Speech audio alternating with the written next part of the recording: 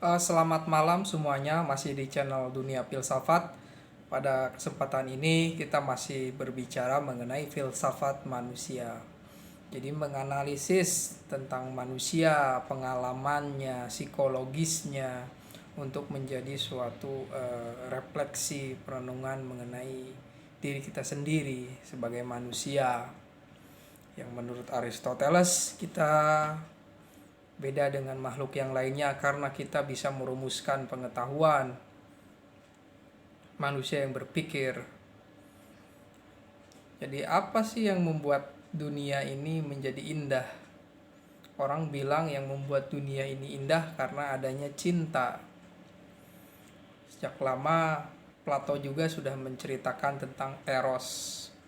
Bahkan Empedokles, seorang filsuf kosmosentris alam, dia menceritakan tentang pertentangan antara cinta dan benci.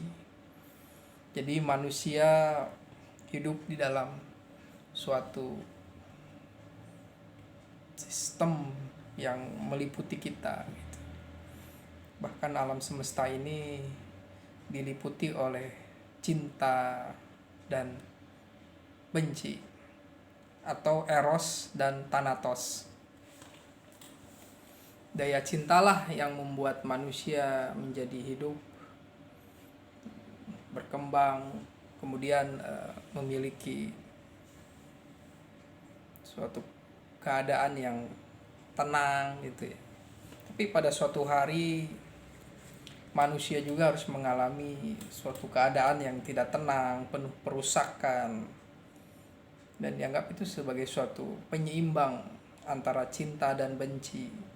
Awalnya eros, lalu hadir thanatos, itu sebagai suatu keseimbangan. Dan dunia sampai sekarang gitu, kalau kita memakai perspektif Plato, adalah dinamika antara eros dan thanatos, cinta dan benci. Benci ini bisa menjadi perusak. Kenapa manusia membutuhkan cinta? Karena salah satu efek dari cinta itu adalah membuat kita tidak kesepian. Tapi ketika kita kehilangan cinta, maka kita menjadi sunyi, sepi. Karena cinta itu yang membuat kita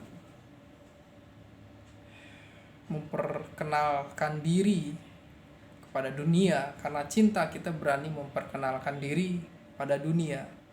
Sebaliknya juga, karena benci kita memperkenalkan diri juga kepada dunia.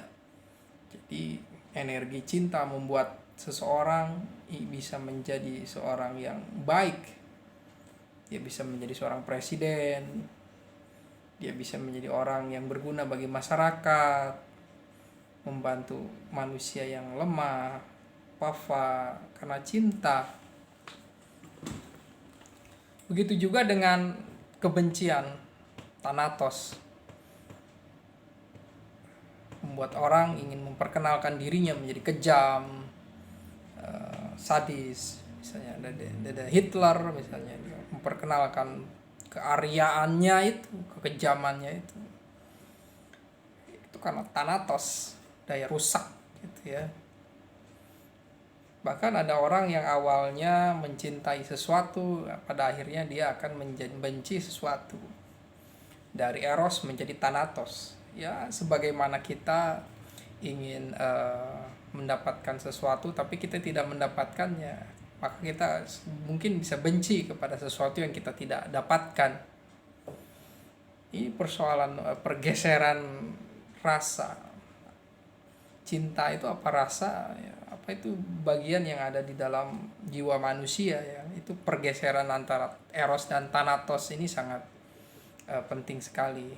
Sehingga mungkin di sini rasionalitas itu harus masuk menjadi sesuatu yang menimbang, menjadi moderat, tidak terlalu cinta, tidak terlalu benci gitu, sehingga akan mendapatkan suatu keseimbangan. Nah, jadi bersifat moderat inilah yang akan membuat kita menjadi stabil di dalam berpikir dan menjalani kehidupan di dunia ini. Jadi biasa saja Kita harus memandang bahwa dunia ini ada untung, ada rugi, ada naik, ada jatuh, ada mungkin apes, terus ada bejo, untung gitu kan. Jadi ini sebagai sesuatu yang terjadi pada diri kita. Kita mengalami suatu dinamika, menang, kalah, kalah, kalah, lalu menang, itu sebagai suatu dinamika. Lalu apakah jiwa manusia itu memang benar-benar baik, penuh cinta, atau jiwa manusia itu ya punya thanatos juga? Atau sebenarnya ada sesuatu yang bersifat saling melengkapi, adanya pengerusakan itu sebenarnya untuk merubah suatu keadaan dari suatu kemapanan. Apakah terlalu banyak cinta itu akan membuat suatu kerugian? Apakah terlalu banyak kerusakan di sana ada melahirkan cinta? Cinta terlalu banyak atau terlalu ingin memiliki juga itu akan menjadi bencana juga. Apa disebutnya itu? Posesif ya, merasa dirinya paling mencintai seseorang, dia akan memperlakukan orang mungkin dengan seenaknya ya, merampas kebebasannya gitu. Pada sisi tertentu Eros akan menciptakan thanatos, pengekangan ya gitu. Mencintai dengan mengekang kebebasan, bahkan tidak ingin mendapatkan saingan, dia ingin memiliki seutuhnya.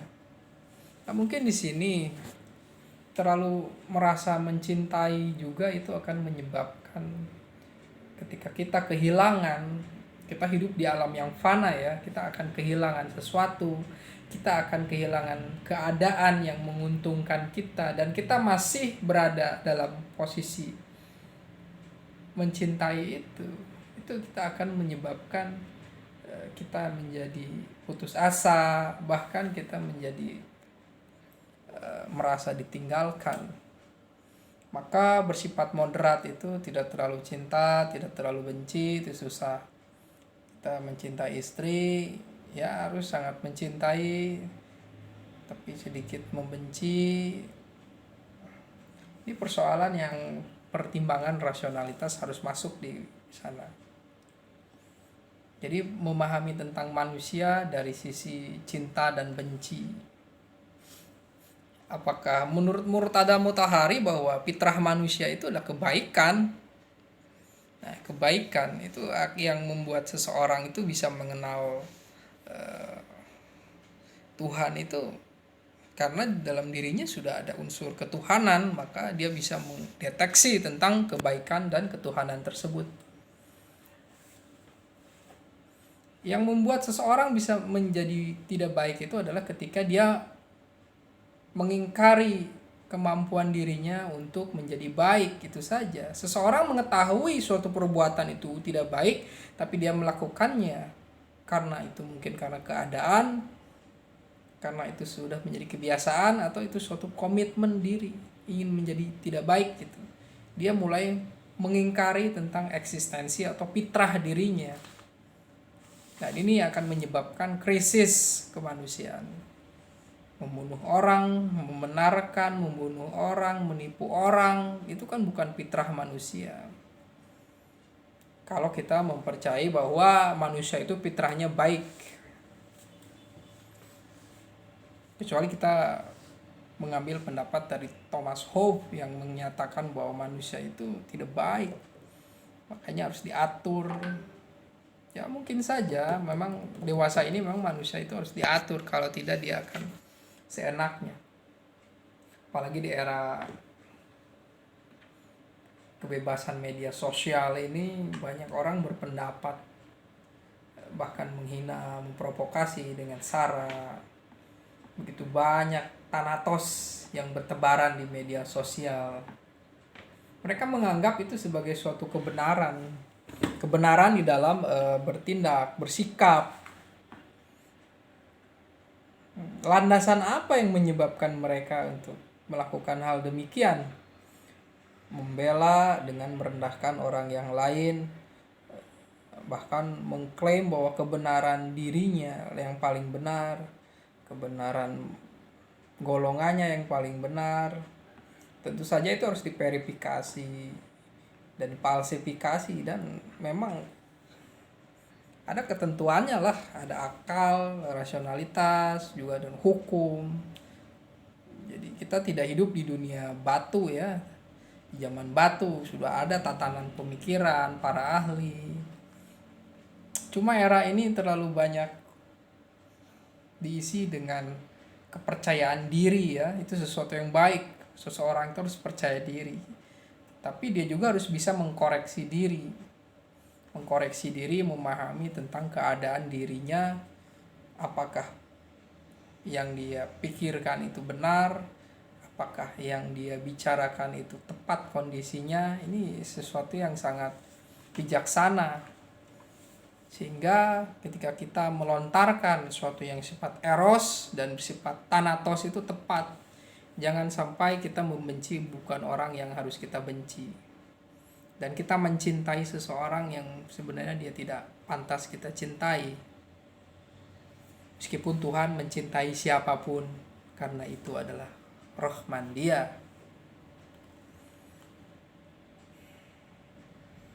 Jadi manusia akan selalu merenungkan tentang dinamika antara cinta dan benci. Ini adalah menjadi suatu yang sangat dekat dengan keseharian kita. Bahkan satu disiplin keilmuan, yaitu tasawuf, melandaskan pada cinta, menyentuh dimensi batin untuk merenungkan cinta. Nah, di sini berfilsafat harus selalu bisa melihat perspektif, membangun perspektif, dan menjalani suatu perspektif gitu sebisa yang kita mungkinkan tentang disiplin ilmu yang lain, dan juga menjalani sedikit-sedikit dan berusaha untuk mengajarkannya kalau kita sanggup. Jadi tentang eros dan thanatos ini sudah kita pahami intinya, bahwa cinta terlalu besar itu akan mengakibatkan posesif, itu thanatos juga. Terlalu benci juga itu akan menyebabkan ketidakwarasan, kita menjadi monster karena dipenuhi oleh benci.